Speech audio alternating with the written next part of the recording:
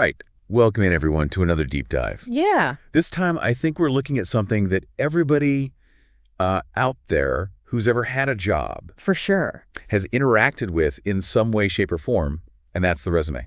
Yeah, absolutely. The resume. We've got a couple of really good sources here that break down what a resume is and some of the key features that go into a resume. Yeah, I think we're going to try to distill this down to the most crucial, the most important absolutely. things to know, just to give you a really good grasp on how to approach this. For sure. Whether you're writing one from scratch or, revamping an old one. Absolutely. So I guess first things first, right? Yeah. What is a resume? Yeah, so a resume is a document that is meant to showcase your skills, your experience, your education, and your accomplishments, Okay. all to show why you're qualified for a job. So it's like a highlight reel. It is like a highlight reel, but Yeah. in text form. Okay, so I sit down, hmm I open up that blank document. What are the things that absolutely need to be on there? The first thing is your contact information. So that includes your name, your phone number, your email address. Sometimes people put their address on there, but it's not really necessary. So name at the top. Name at the top, usually in bold, Okay. make it stand out. Phone number, email, and that's pretty much it for contact info. Got it. Then you're going to want to have sections for sure on your work experience, your skills, and your education. So let's dive into work experience a little bit. I Yeah.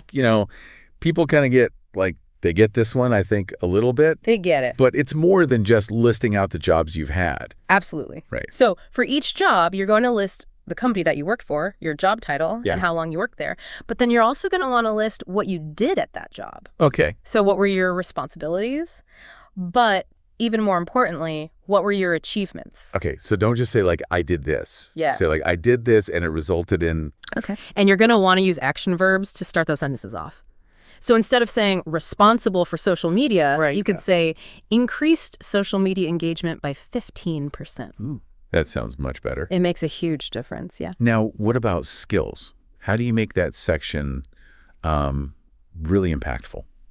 So for skills, you really want to think broadly, but also strategically. So include your technical skills, like if you're really good at using a specific software or a certain type of tool or a certain methodology, put that on there. Yeah. But then also include your interpersonal skills, or as they're sometimes called your soft skills. Right. So that's things like communication, teamwork, problem solving, really anything that shows that you can work well with other people or that you're a good person to have on a team. And these are the things that a lot of job descriptions specifically ask for, right? Exactly. So what you really want to do is tailor your resume to each specific job that you apply for. Look at the job description and look for keywords that they use. What skills are they looking for? Okay. And then make sure that those skills are reflected in your skills section. That makes sense. Now, what about education?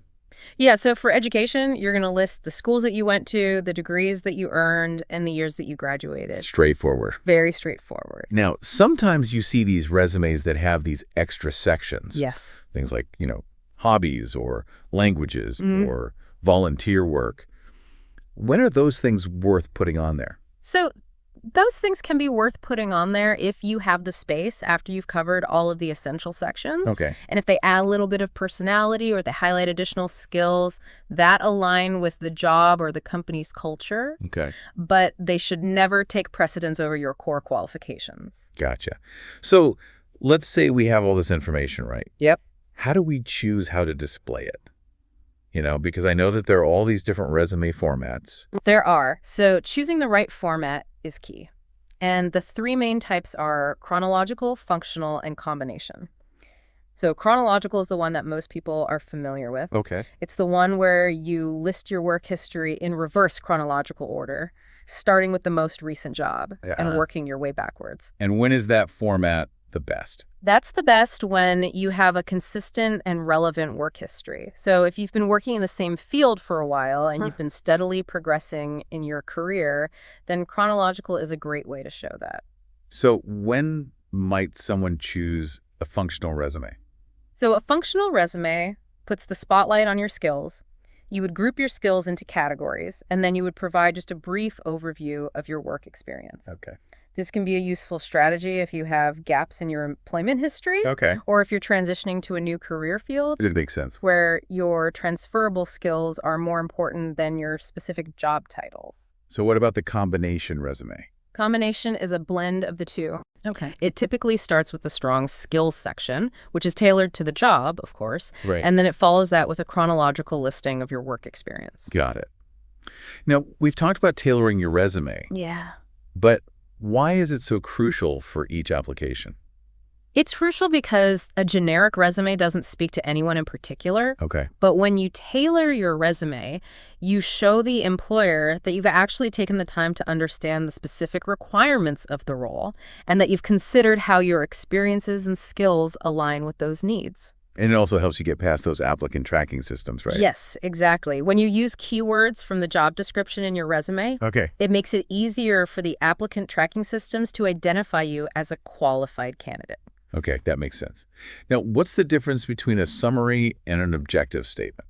So a professional summary is a brief overview of your key skills, your experience, and your accomplishments. Okay. And it's typically used by people who have several years of relevant work history, whereas an objective statement outlines your career goals, and it's more common for people who are just starting out in their careers or for people who are making a significant career change. Now, this last one is really simple, but I think it's so crucial. For sure. Proofreading. Yes. I mean, this is the one that I think people just overlook all the time. It's so important Yeah. because your resume is a reflection of your professionalism and it shows your attention to detail or lack thereof. Right. And any errors, even small ones, can really create a negative impression. Yeah, I mean, spelling errors, grammatical errors. Anything at all. Like, come on.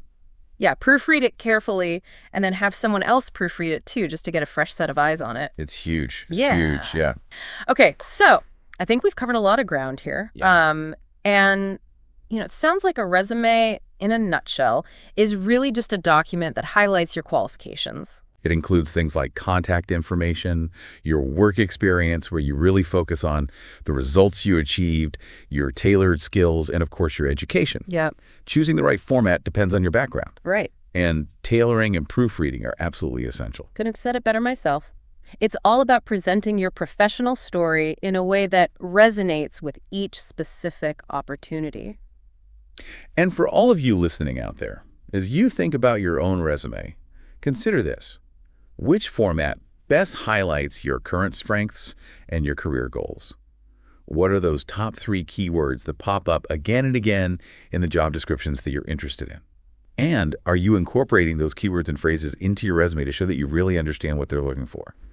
Those are some good starting points to really make that resume shine. Yeah, absolutely. All right, thanks for joining us for another deep dive. We'll see you next time. See you then. Bye now.